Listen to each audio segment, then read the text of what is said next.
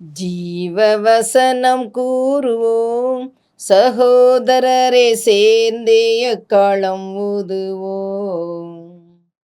கர்த்தருடைய நாமத்திற்கு மகிமை உண்டாவதாக. கிறிஸ்துவுக்குள் அன்பானவர்களே, இந்த நாளிலும் ஜீவ வார்த்தை ஒன்றை கேட்போம். எண்ணாகமத்தின் புஸ்தகம் 24வது அதிகாரம் 10வது வசனம் சொல்லுகிறது, அப்பொழுது பாலாக் பிலேயாமின் மேல் கோபம் மூண்டவனாகி கையோடே கைத்தட்டி பிலேயாமை நோக்கி, என் சத்துருக்களை சபிக்க உன்னை அழைத்து அனுப்பினேன், நீயோ இந்த 3 முறையும் அவர்களை ஆசீர்வதிக்கவே ஆசீர்வதித்தாய்.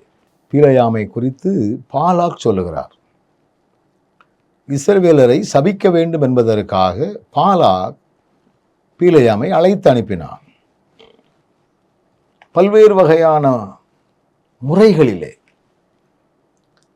முதல்ல ஆண்டவர் சொன்னார், இஸ்ரவேலை ஆசீர்வதிப்பதே கர்த்தருக்கு பிரியம் என்று சொல்லி முதல் தடவை சொல்லும் பொழுதே கம்முன்னு உட்கார்ந்துருக்கணும்.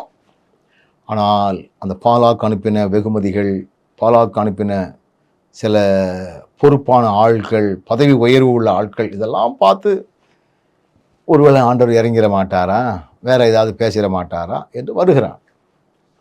கூலிக்காக அந்த பாலாக்கினுடைய அழைப்பிற்கு கீழ்ப்படிந்து வருகிறான். எனினும் இவன் அங்க போய், அங்க வசனம் சொல்லுது, அடுத்த வசனத்துல கர்த்தர் தடுத்தார் என்று சொல்லப்பட்டிருக்கிறது. அதாவது இந்த பிலேயாமிட்ட நம்ம படிக்க வேண்டிய காரியம் என்ன? முதல் தடவை ஆண்டவர் சொல்லும் பொழுதே அதற்கு கீழ்ப்படிந்து நம்ம போகாம இருந்திருக்கணும். அப்படியே போனாலும் வசனம் என்ன சொல்லுகிறதுனா, முதல் ஆரம்பத்திலெல்லாம் கர்த்தர் ஆசீர்வதிக்கிறவர்களை நான் எப்படி சபிப்பேன்? ஆசீர்வதிக்கிறேன். இது அந்த பாலாக்குக்கு பிடிக்கல. இதே பாலாக்கை பார்த்து அவர் தைரியமாய் சொல்றார், கர்த்தருக்கு அது பிரியமல்ல.